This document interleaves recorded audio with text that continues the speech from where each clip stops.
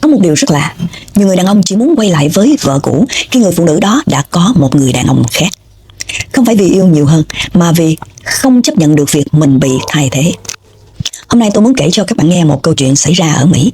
Một người đàn ông rời Việt Nam đi định cư 6 năm. Khi anh quay lại, vợ cũ đã có gia đình mới.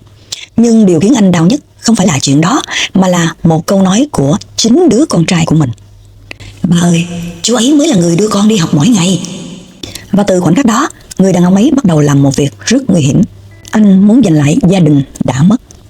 Nhưng câu hỏi tôi muốn hỏi các bạn là, giành lại có phải lúc nào cũng là đúng hay không? Câu chuyện này bắt đầu cách đây gần 10 năm. Lúc đó anh ấy vẫn chỉ là một người đàn ông bình thường ở Việt Nam, vợ và một đứa con trai nhỏ, và một cuộc sống không giàu nhưng cũng đủ sống. Nhưng giống như rất nhiều người đàn ông khác, anh ấy tin rằng mình có thể cho gia đình một cuộc đời tốt hơn ở nước ngoài. Vì vậy anh quyết định đi Mỹ. Lúc ra sân bay, anh ôm vợ và nói một câu mà rất nhiều người đàn ông từng nói: chờ anh vài năm, anh sẽ đón mẹ con sang. Nhưng cuộc đời không đơn giản như những lời hứa ở sân bay. Những năm đầu ở Mỹ, anh làm 2 công việc. Sáng đi làm hãng, tối chạy thêm việc khác. Tiền bắt đầu khá lên, nhưng có một thứ bắt đầu mất đi rất chậm. Đó là gia đình. Những cuộc gọi video thừa dần. Con trai lớn lên qua màn hình điện thoại. Sinh nhật, ngày khai giảng, anh đều chỉ nhìn thấy qua một tấm hình gửi qua Messenger. Anh nghĩ rằng điều đó chỉ là tạm thời, vì đàn ông thường tin một điều: chỉ cần sau này mình thành công thì mọi thứ sẽ quay lại đúng vị trí. Nhưng có một sự thật mà rất nhiều người đàn ông không hiểu: thời gian không đứng yên chờ ai cả. Trong lúc anh đang cố gắng kiếm tiền ở Mỹ, thì ở Việt Nam vợ anh đang phải nuôi con một mình. Và rồi một ngày cô ấy quyết định ly hôn, không phải vì hết yêu, mà vì đã quá mệt khi phải chờ đợi. 2 năm sau, cô ấy gặp một người đàn ông khác. Một người không giàu, không đi nước ngoài, nhưng mỗi ngày đều làm một việc rất đơn giản: đưa con trai anh ấy đi học. Và các bạn biết điều trớ trêu nhất của câu chuyện này là gì không? Khi người đàn ông ở Mỹ biết chuyện đó, anh bắt đầu nhận ra thứ mình sắp mất không phải là vợ, mà là vị trí người cha trong cuộc đời của con mình. Và từ khoảnh khắc đó, anh quyết định làm một điều mà rất nhiều người đàn ông từng làm. Anh muốn quay lại và giành lại tất cả.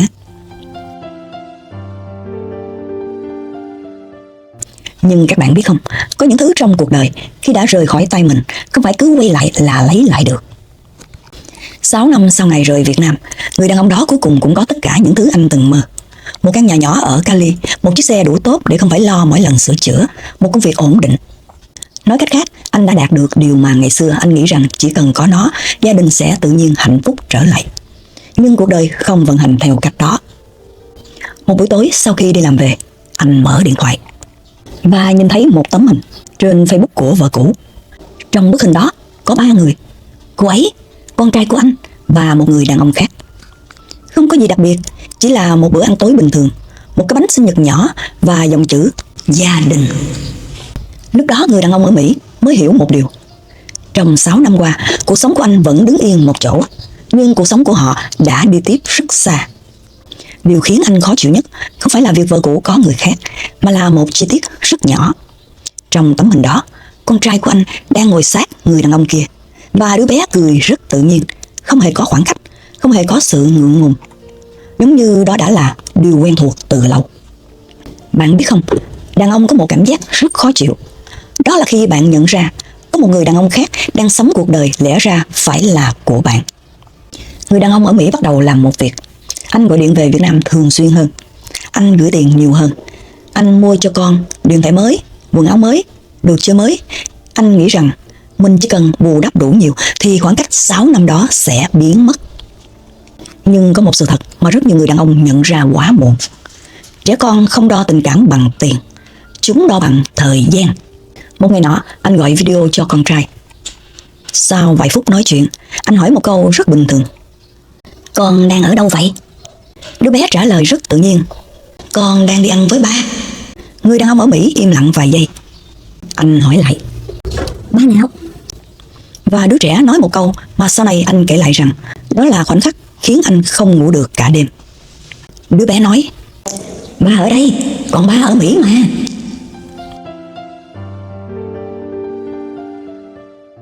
Từ khoảnh khắc đó, mọi thứ trong đầu người đàn ông bắt đầu thay đổi.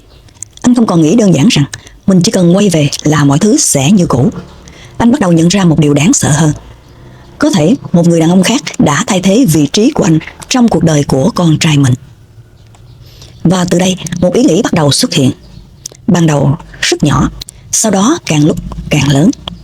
Anh suy nghĩ, nếu mình đưa con sang Mỹ thì mọi thứ sẽ quay lại đúng chỗ. Nhưng bạn biết không, có một câu hỏi rất khó trả lời trong câu chuyện này. Một người đàn ông quay lại giành con, đó là trách nhiệm của một người cha, hay đó là nỗi sợ khi nhận ra mình đã bị thay thế? Và câu hỏi thật sự bắt đầu từ đây. Nếu bạn là người đàn ông đó, bạn sẽ làm gì? Quay về và đưa con sang Mỹ, hay chấp nhận rằng cuộc sống của con đã có một người cha khác?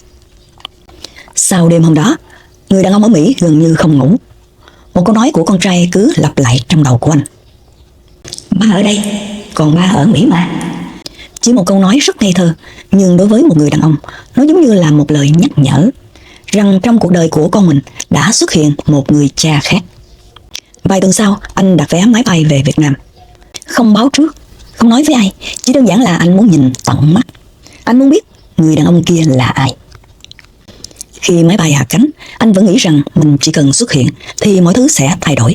Bởi vì trong suy nghĩ của anh vẫn là cha ruột. Và anh tin rằng điều đó có nghĩa là anh có quyền quay trở lại. Ngày đầu tiên anh gặp lại con, mọi thứ diễn ra khá yên lặng.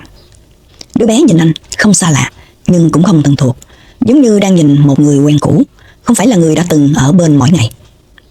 Hai cha con nói chuyện vài phút, rồi đứa bé hỏi một câu hỏi rất đơn giản. Ba ở Việt Nam bao lâu? Người đàn ông trả lời, ba về thăm con vài tuần. Đứa bé gật đầu, rồi nói tiếp, vậy ba kia chở con đi học tiếp. Bạn thấy không, đôi khi sự thật không đến bằng những lời nói lớn, nó đến bằng những chi tiết rất nhỏ. Trong cuộc sống của đứa trẻ đó, người đàn ông kia đã trở thành một phần rất bình thường. Buổi tối hôm đó, người đàn ông ở Mỹ lần đầu tiên gặp người chồng mới của vợ cũ. Không có tranh cãi, không có căng thẳng, chỉ là một bữa ăn tối rất bình thường. Người đàn ông kia nói chuyện rất ít. Anh chỉ hỏi vài câu đơn giản về chuyến bay, về công việc ở Mỹ. Nhưng trong suốt bữa ăn, có một chi tiết mà người đàn ông ở Mỹ không thể không nhận ra. Đứa trẻ liên tục quay sang hỏi người kia, ba ơi, con lấy thêm nước được không? Ba ơi, con ăn xong rồi. Hai chữ ba ơi được nói ra rất tự nhiên, không ngập ngừng. Đến lúc đó, người đàn ông ở Mỹ mới thực sự hiểu một điều. Người đàn ông kia không chỉ là chồng mới của vợ cũ. Anh ta đã sống với đứa trẻ đó đủ lâu để trở thành người cha trong cuộc sống hàng ngày của nó. Và từ khoảnh khắc đó, trong đầu của người đàn ông bắt đầu xuất hiện một cuộc đấu tranh. Một bên là suy nghĩ rất đơn giản, đó là con mình có quyền đưa nó sang Mỹ. Nhưng một bên khác lại là hình ảnh của đứa trẻ đang gọi một người đàn ông khác là ba. Có lẽ bạn cũng từng thấy cảm giác này, khi bạn nhận ra rằng cuộc đời đã tiếp tục mà không cần chờ bạn quay lại. Nhưng câu chuyện chưa dừng ở đó, bởi vì vài ngày sau, người đàn ông ở Mỹ nói với vợ cũ một điều. Một quyết định sẽ khiến tất cả mọi người trong câu chuyện này phải đối mặt với một lựa chọn rất khó. Anh nói, anh muốn đưa con sang Mỹ. Và từ khoảnh khắc đó, câu chuyện này không còn là câu chuyện của hai người lớn nữa. Nó trở thành câu hỏi lớn hơn. Một đứa trẻ nên ở lại với người đàn ông đã nuôi nó suốt nhiều năm, hay đi theo một người cha ruột để có một tương lai mới? Và nếu bạn ở trong câu chuyện đó, bạn sẽ chọn điều gì? Sau khi nghe người đàn ông ở Mỹ nói câu đó, anh muốn đưa con sang Mỹ, căn phòng bỗng trở nên rất yên tĩnh. Không ai nói gì trong vài giây. Người phụ nữ nhìn xuống bàn. Có lẽ cô cũng đã nghĩ đến khả năng này từ trước, bởi vì sâu trong lòng cô biết một ngày nào đó người cha ruột của đứa trẻ cũng sẽ quay lại. Bạn thấy không, trong những câu chuyện như thế này, người khó xử nhất thường không phải là đàn ông, mà là người phụ nữ đứng ở giữa. Một bên là quá khứ, một bên là cuộc sống hiện tại, và ở giữa là một đứa trẻ.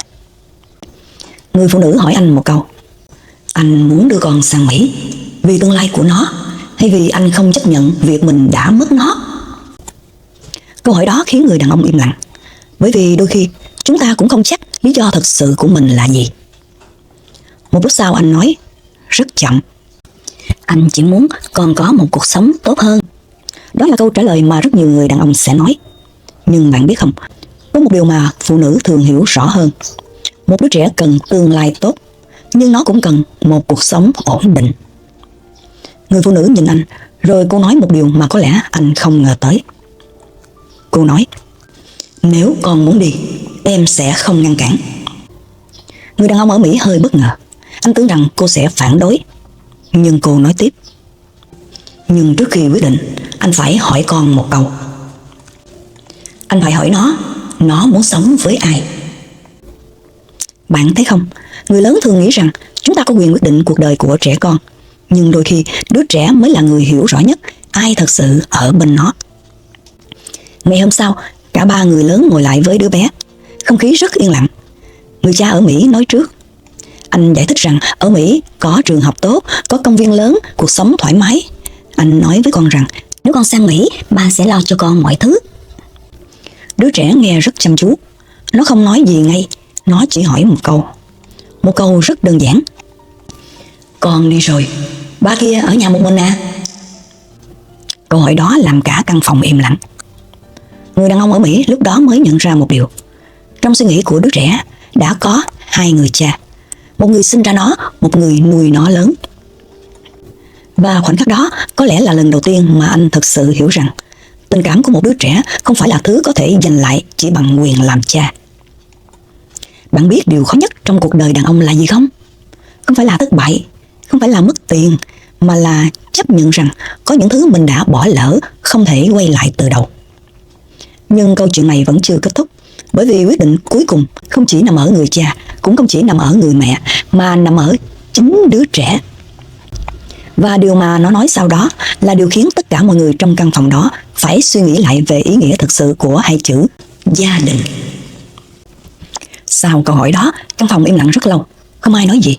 Người mẹ nhìn xuống bàn, người đàn ông ở Mỹ nhìn con trai của mình, còn người đàn ông kia chỉ ngồi lặng lẽ một góc.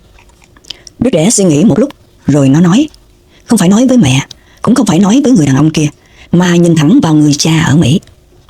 Nó nói, con muốn ở đây.